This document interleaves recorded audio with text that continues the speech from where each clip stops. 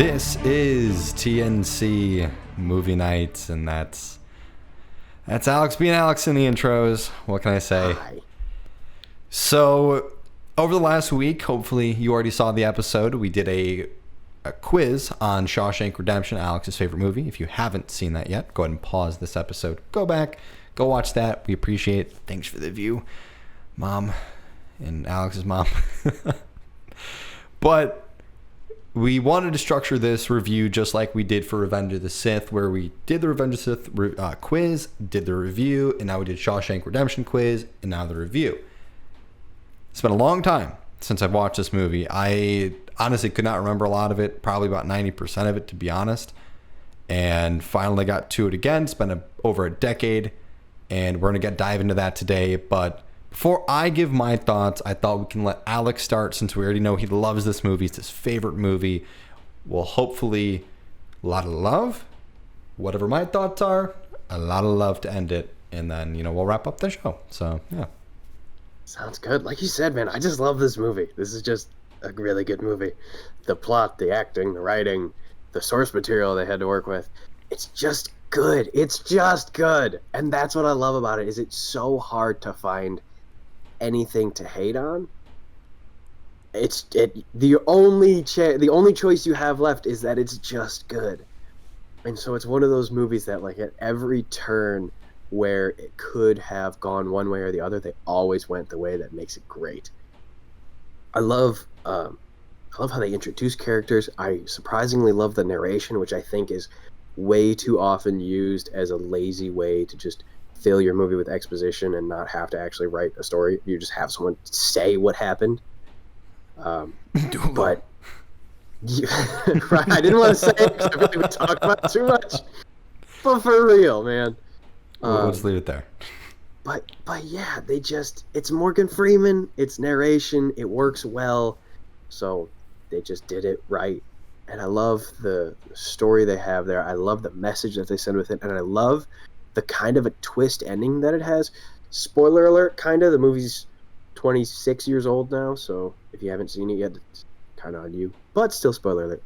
I love how at the end, when it seems like Andy has just completely broken down, and it seems like he's going to go the exact same way that Brooks did, there's that message of, like, you always have hope. There's always something good on the other side. There's always a better solution, like that sort of thing.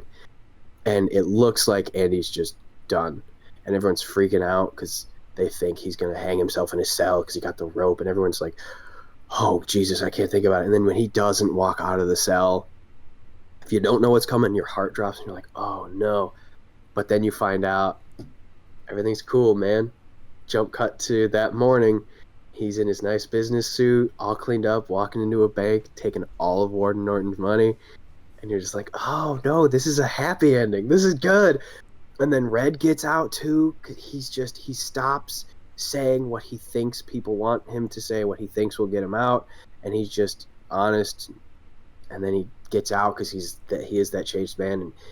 And he was really honest with them about how he felt, how he was just a scared, stupid kid, and he wished he could help him then.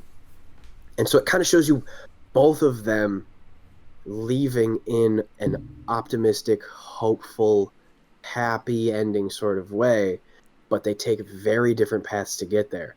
But they both end up in Zihuatanejo working on that boat that Andy was talking about that whole time. So I just love it. But anyway, I've talked about this movie for months now, and I'm going to pass this on to you, even though you watched it at 2 times the speed, forehead. 1.75 speed. It was probably even less than that, if we're being honest, because I did times 2, and then I have a 0.1 retractor, and I hit it like it was like... So it was at least 1.75. It was probably honestly more like 1.3. So it was sped up a bit. All right. But I was dreading this movie. I was dreading it. Really? I really was. I did not want to watch this. I had no interest. And it's because I knew it was not my kind of movie. When I watch movies, I want to laugh. I want to laugh because that's my favorite thing to do in the entire world. Just laugh and have a good time. And I was just going to think this movie is going to be really depressing, really sad, really serious, all about real life and prison life and all that kind of stuff. And that's why I was like, I'm gonna hold out my thoughts as long as I can, because Alex is waiting for a but. And I genuinely looked for a speed calculator so I could just speed up the movie so I can just get through it. And disrespectful. You made me sit through Revenge of the Sith and Doolittle at full speed, and you're gonna try to zip through my favorite movie? Yes. Some friend. I'm sorry. Go ahead. And I have to say, I really like this movie a lot. I can understand why it's your favorite movie. Yes! It was a very good time. And as I mentioned, I remember seeing the movie, but I really think I was just kind of in the room when the movie was on at times. I don't think I ever sat down and watched it because everything was a surprise to me. I thought he was going to kill himself. I thought they were going to see him there and he was dead.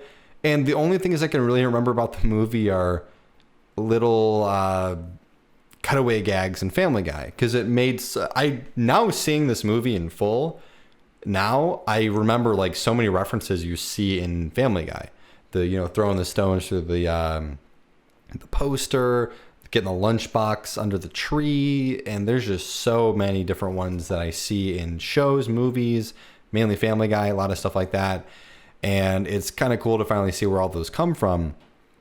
But I really thought he was just going to be dead, and then Red gets out, and then he goes to the tree, and that's why he goes to the tree, because that's what I was assuming, because I know that happens. I knew that happens in the movie. Right. The one that got me the most, though, is when they killed, what was it, Tommy? It was Tommy, right? Thank you. Yep. When they killed him. That shocked me. I was not expecting that whatsoever. I really thought the warden was maybe a good guy. I was like, oh my goodness, are they actually going to have the warden be a good guy and try to help him out because he's helped the prison out so much? And just kills him. And I was just shocked. I genuinely was. So I do applaud the movie for being able to surprise someone who hasn't seen it. And they did a really good job of it. They didn't, a big flaw that a lot of movies now do is trying too much to shock you and blow you away, instead of just doing subtle things like, oh wow. But movies nowadays want, oh my goodness, flip a table, I cannot believe, so they really want to get you way over the top. But this movie does such a fantastic job of little feelings like that. And God. Yeah, and there's a bunch of them throughout the movie, and it really, at the end of it, you're really happy about the little twists and turns the movie did take. Mm-hmm. So yeah, the movie was very good. It was a lot of fun. I agree. I did really like the narration.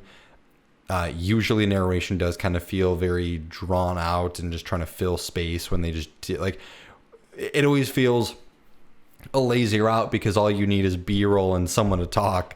And it feels like, oh, we forgot to explain that. Let's have someone talk about it for 30 seconds. But this movie felt like it was more telling a story rather than trying to fill in plot holes. So another huge kudos to Shawshank on that. But and go ahead. that whole Tommy thing is exactly what I was talking about, where it's like every chance they had the opportunity to do something either really, really well or really, really poorly, they did it really, really well. I agree. And that is the turning point for the warden, because we've seen him be a not good guy. Yeah. We see how people are treated under his sort of reign. We see people just get beaten to death and then nothing happens. You literally don't even when it sounds mean, but when Fat Ass walks in, because that's the only thing they refer to him by that whole movie. Yeah. When he's just beaten to death and Andy asks what his name was and you never find out, that's another very subtle thing, but you never learn this guy's name because that's how little these people mean to the warden. Yeah. And it's just, he's just some nameless guy who was in there for one night and then he was beaten to death and nothing happened because he just gets away with that sort of stuff. And then you see it when he's when he's taking all of these bribes to take his prison labor, which he's essentially using as slave labor, Mm-hmm.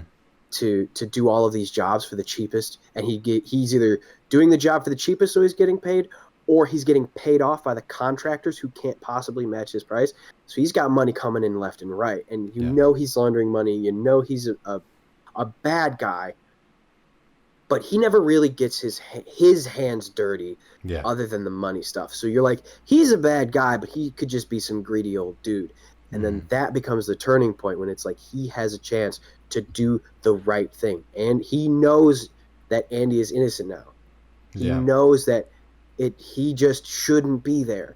And instead of doing the right thing by, okay, well, let's do this, he just straight up kills Tommy. And you can kind of see that moment in his eyes when he says, would you swear on the good book in front of everybody like that? And that was the breaking moment. You can see it in his eyes, knowing that he's not asking him to do that because he's going to go forward with it. He's doing that to see if he has to kill him or not. Mm-hmm.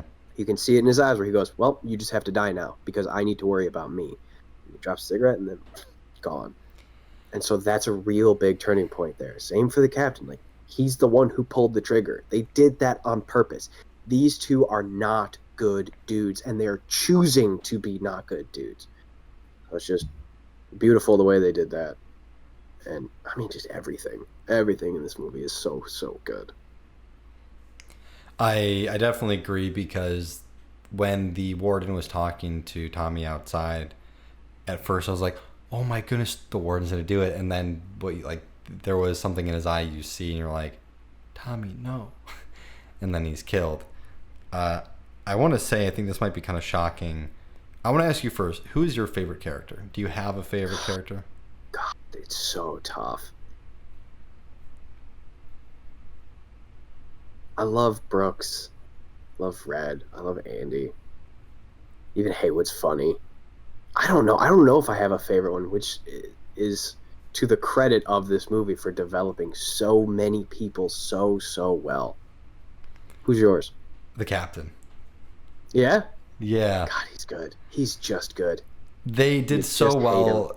Well, they did so well with this character that you like him, but you hate him. And it's not you hate him so much that you like that. They showed some human sides to him. And that's what I really liked. I mean, he is just, psycho. But there are some parts where you're like, wow, he's actually not that bad of a guy. He's just doing what the warden is kind of telling him. But then there are some points you're like, no, okay, he's just crazy. So I did like that they kind of kept a very good balance on that up until kind of what you mentioned when he pulled the trigger. That up until then, you were like, he got them all beers, hanging out on the roof, and that's I as soon as Andy got him his money, it was like, all right. And then he made fun of him to still show him like, I'm taking your beer, I'm calling you names, but I still got you the beer. Yeah, I kept up my end of the deal. We had a deal. You give me the money. You save me the money by filing the taxes a specific way. I'll get you your beers. I thought you were crazy. Then you did it. Man of my word, I'll get you your beers. And you're like, oh. He got him the beers when when the warden and him came to the cell. He wasn't being chummy with him or anything, but he was being regular guy. He didn't feel like a captain at any point. Almost just felt like a landlord coming in. He wasn't doing anything wrong to him. So there were some scenes where he kind of, and I honestly can't remember who did it because it was, you couldn't really fully see their face. I don't think he wasn't the one that told Andy that Tommy passed with a C+ average. No, he was not. He was not the one who told. Yeah, because he opened up the little thing and said by the way, he passed the C+. Yeah, okay. So he had already kind of turned into just a bad guy at that point. Yeah. But before that, like you said, we saw him get the beers when he was walking in when they were tossing the cells to kind of square up Andy with the warden to see if he would be their bookie type guy. You're right. He was very on your feet. Warden's coming in. Just not screaming, not shouting, not swearing. Just stand up. Warden's coming in. And Yeah. then even when he like found the stuff, he asked him what the rock blanket was. Yeah. He was looking at the chess pieces, and he even said there's some minor contraband here, but nothing to get in a twist about. So it was Yeah. like, okay, let's give Andy a little so he can give us a lot, and it just worked out that way. Yeah. And then full douchebag, Yeah. him and the warden. Yeah. Just right at the same moment together too. Yeah. But yeah, I mean, they really did a good job of having you like pretty much every single character in there. Oh, and another thing that the captain did is that he beat the crap out of that one weird guy. And at that point, I was like, dude, this captain's dope. Standing up for Andy, like all this stuff. And that's why I really love the captain a lot.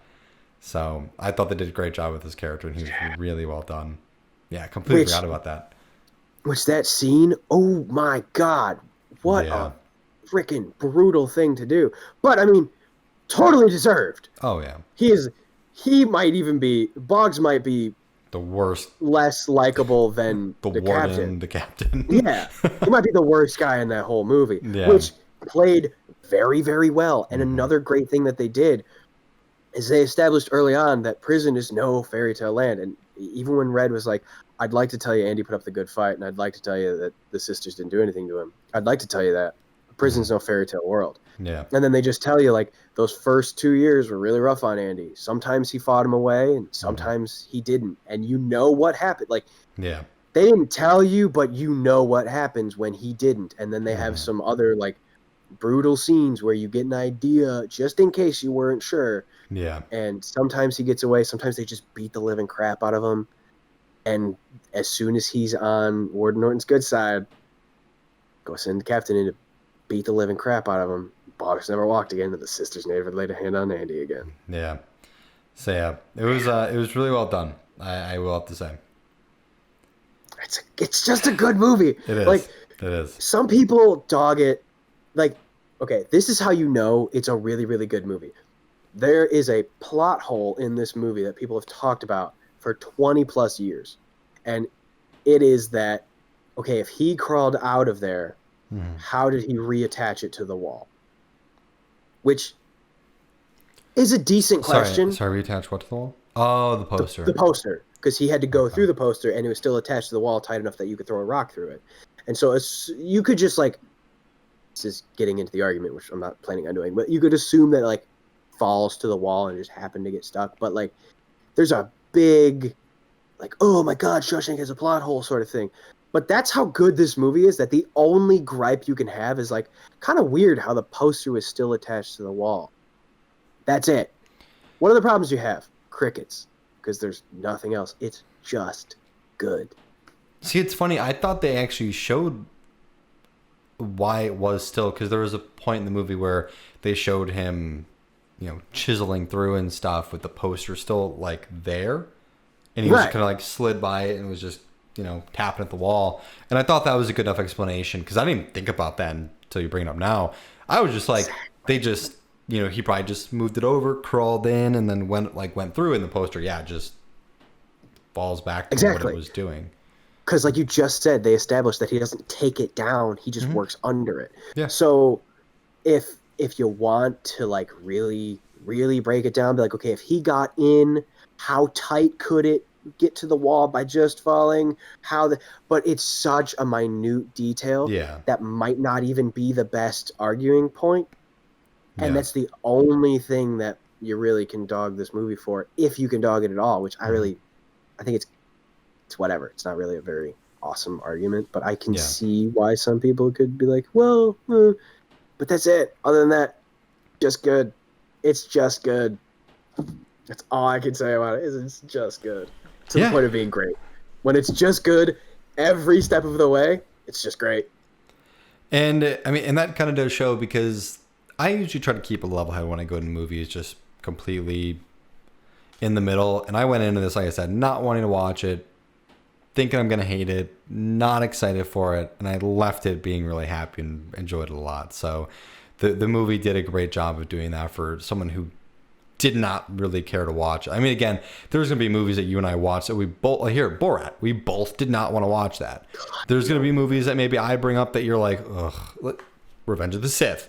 I mean, there's be plenty of movies where we're both not really be excited for, and hopefully at the end of it we're like, okay, that wasn't as bad as I thought it'd be. That was really good. So, and that's where I stand more on this movie, that it was a very enjoyable movie. So yeah, I'm so glad you liked it. I'm glad we watched it. I am. Definitely, man. Oh, it's just good. It's just good. But I've talked about this movie way too much since the beginning of our show. It was the first movie I said in our first episode. Yeah. So it's nice to come full circle. And I feel like we're getting in a habit of just watching movies that we talk way too much about. At first it was Revenge of the Sith, so we were like, screw it, we're gonna watch it, and you can watch us watch it, and then we'll review it. And then it was nothing but me just bitching about Doolittle. Just like, screw it, let's watch it, you can watch us watch it, and then we can shut up. And now this is kind of like that. We've been talking, like, Shawshank is probably below those two in how much we talk about them, because it's not a hotly contested thing, and it's not a flaming piece of garbage. But still, we talked about it for months, and now we just get to watch it. We get to only talk about it, and then we can kind of push it off to the side a little bit and focus on something else. Yeah, and we'll be going full circle again in a week and a half. Oh, yeah. Damn it. Oh, yeah. We get to watch something that I love that you don't.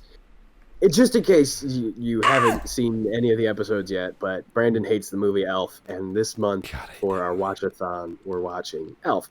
By the way, are we just sticking with Watchathon? I kind of just said that as a placeholder, and now I haven't thought of anything else to call them. So yeah, I'm cool. The thing where you watch us watch it, and Mike's and then there we talk too, about the movies. We all have a good time. Yeah. Yeah, we talk through a movie like you're not supposed to, but it's so much fun to do. Yeah, it is. Our Watchathons. So our next one is Elf, and Brandon hates Elf. I don't. I really like Elf. Least favorite movie It's so ever. much fun. Yeah, it's one of my favorite Christmas movies. Okay. That was so serious. Oh my god. This isn't even the Elf episode. Next one isn't even the Elf episode. No, I'm already getting heated. It's like beginning of November, and this isn't even happening until the Yeah. Anyway, man. Well, that's all I have to say about Shawshank is how much you hate Elf. Any final thoughts on Shawshank, though? No, a lot better than I thought it was. If you've never seen it, give it a shot. Everyone I've told them watching this movie said, "Oh my god, it's what a great movie!" My girlfriend, my parents, everyone. So, you of course. Awesome. But yeah, I'm glad I liked it. It was a lot of fun. Make sure to check us out next week. We'll be doing something. I don't know yet. We'll see if anything news come out. See if there's any good stuff. Hey, recommend something. If you want us to watch something, just be like, "Hey, I really like the movie Lion King 2.5. We'll watch it." Just let us know. It's 1.5. Oh, it's 1.5? Come on, brother. Hey, there has to be a 2.5 at this point, right? There's not. There's like 5, but none of them are 2.5. But yeah, seriously, we had one person recommend a movie to us, and we watched it that week. So we are open to suggestions. We usually figure out what we're doing within a couple of days of when we do it. Oh, yeah. Just shows you how professional we are. No, yeah. But yeah, for real, let us know what you guys think. Let us know what you think of Shawshank. Let us know if you want us to watch your favorite movie. Because now, at this point, we've watched both of our favorite movies. So unless we get Mike in here for Watchathon to watch Jumper or whatever his favorite movie is right now, then we're looking for new best favorite movies to watch. So let us know what yours is. Yeah. And while you're there, why don't you tell the people where they can find us, Brandon? Yes, it's really nice and easy. Go check out thenerdchambers.com. Has all of our content, our articles, our reviews, our other shows. We have a Magic the Gathering show. We have some Pokemon openings we do, some Yu-Gi-Oh openings. We, of course, have TNC movie nights. You're already here listening to that, so I didn't even tell you that. Hey. I don't even know. And then also we have our regular show, the Nerd Chambers. We have a little bit of stuff happening with that one, so it will be changing up a little bit. We're really excited about the new movement we'll be making with that show and some other shows coming up in the future. It's going to be nice. We're going to have a lot of new content coming your way. Make sure to follow us on social media, though. We do have a lot of stuff we like to share. So if you want to reach out to us, let us know what you want to hear from us. If you want us to cover something, even if it's during one of our regular shows and you just want us to talk about a random topic that you've been thinking about lately, we're happy to do that. But yeah, real nice and easy. And that's about it, really, for us. It's been a fun week. I'm glad we watched this movie. I'm Brandon. I hit my hand on the table today. See, Damn it. It's not just me. It's hard to go from hands in pockets or on your lap to up and pointing without bashing into stuff. You did it last episode. I watched it like 4 times because that was hilarious, and I just did it now. I'm Brandon. That's Alex. Hope you enjoy it.